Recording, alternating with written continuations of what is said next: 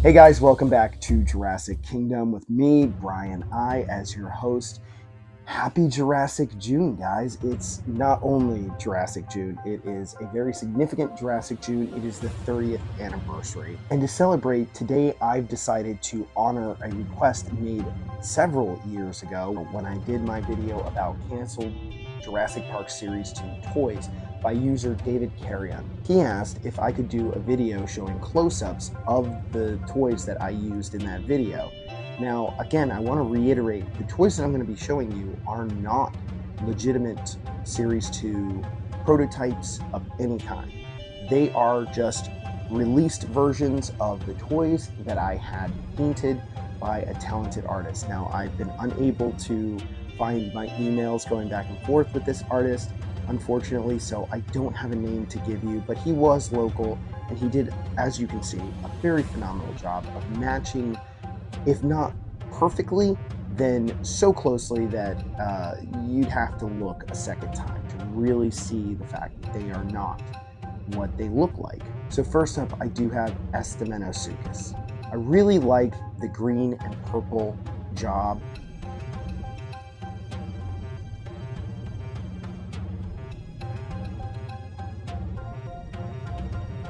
The artist did a phenomenal job of really making the mottled purple on green look authentic and real. Here is his Dino Damage. He did paint on the other side as well. He even included some red here. The bottom, as you can see, he did do a really great job of making kind of a beige white. As with all Series 2 toys, it did come with capture gear.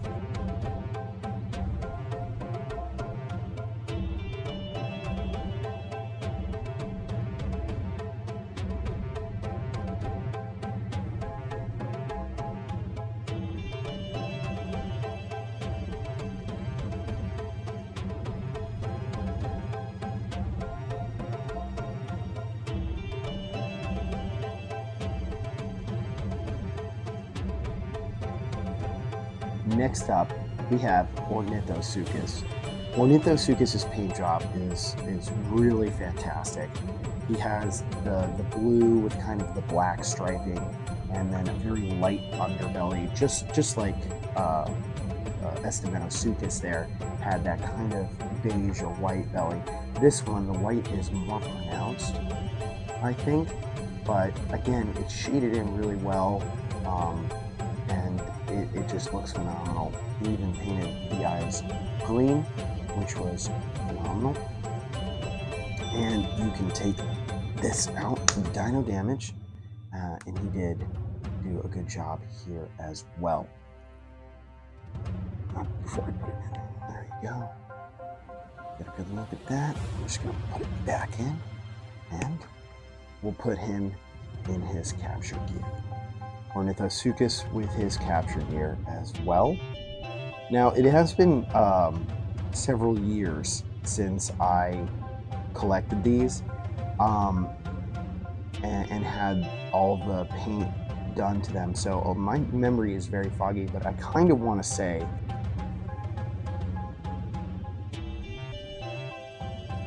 that this piece of capture gear up here, the tag, I don't think is the one that comes with Horneto, the Ornithosuchus from Lost World.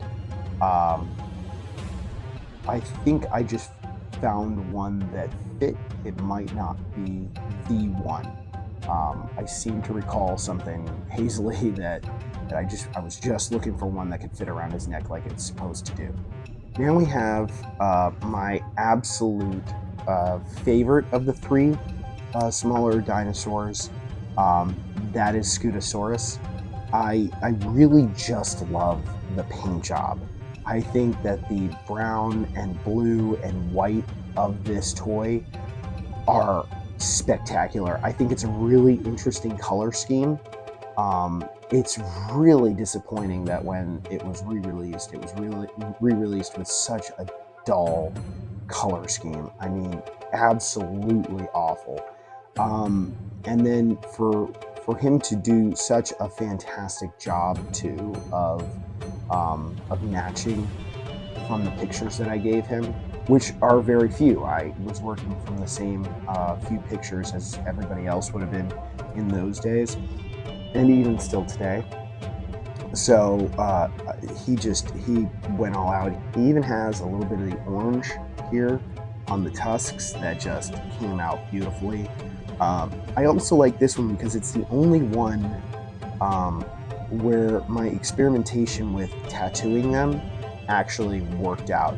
And I honestly, I think I used some tattoo paper and or something. I was actually able to get the JP17 tattoo on his arm where it's supposed to be.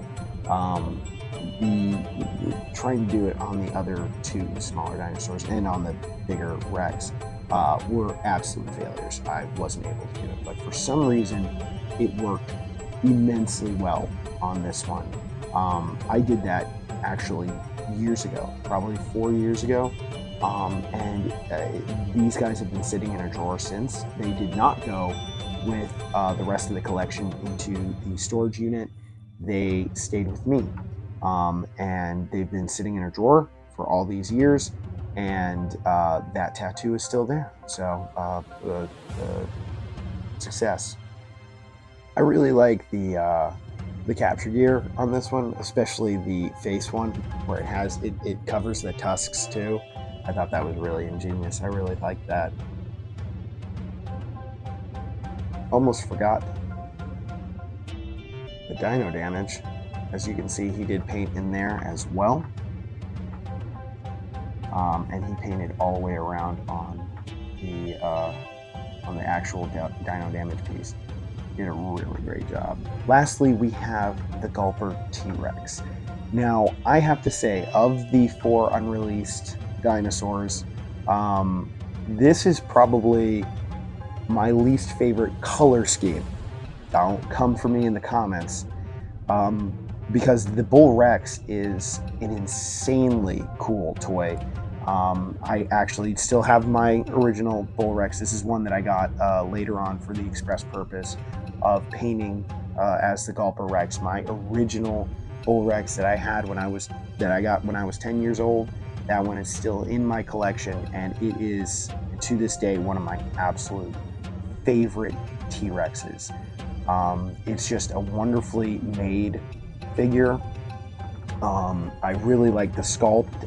I feel like it's one of the most screen accurate sculpts that we've gotten, especially from the Kenner years. It really was fantastic. And the playability features, the sound box, the gulping feature, that really appealed to a kid who still played with toys. So the Gulper T-Rex paint scheme is kind of disappointing because when you put it next to the Bull Rex, I mean, there's no contest. The Bull Rex just has that amazing paint job. Mostly green, but it fades into an orange. He took some actual creative liberties with the face. I guess he also agreed that it was a little boring up in the face.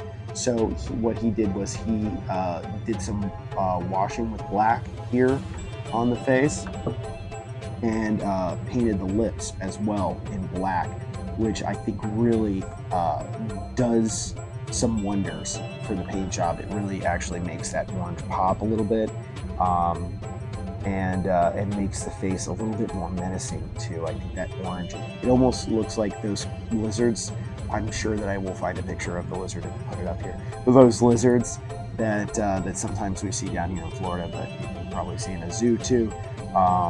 But that's kind of what it reminds me of, and they're not very threatening. And I feel like the black highlights bring out a ferocity that we don't see in the promotional image for this toy.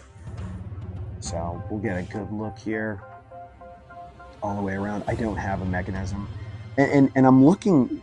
It's really hard to see, but the tattoo that I put on this one is actually still there. It's really hard to see. I don't know that you can see it on there, but it's still there. It's peeling a little bit, but it is still there. I tried to match colors, but it doesn't work as well on that tattoo paper. Might need another look at that, actually. See if any advancements have been made in that field in the last couple of years. See if I can try doing it again. Out of curiosity, I don't know if it still works. I haven't tested it.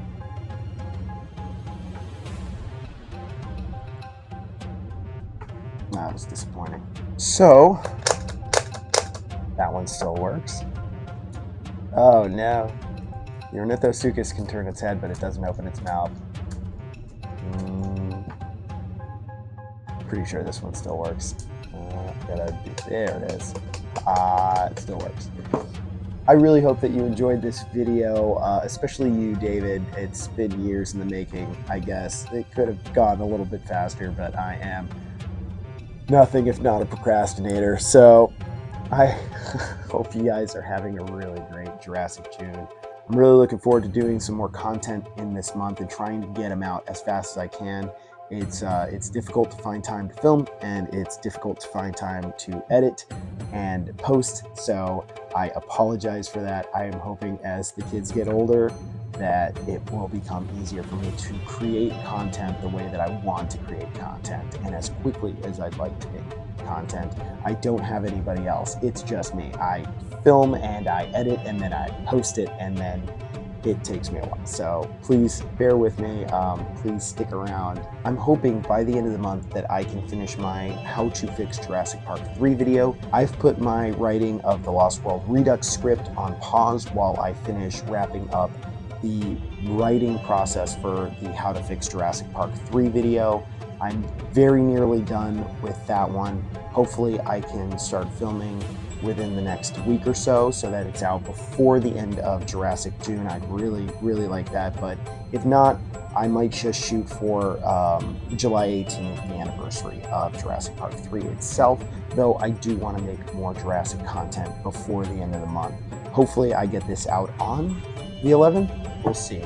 I can't promise anything because my promises on this channel are meaningless. But I hope, my fellow Jurassic fans, that life finds a way and I am able to create more content for you to enjoy. I hope that you enjoyed this video, and I hope to see you again in the future for more Jurassic content with me, Brian I. Thank you so much. Have a great night. Later, nerds.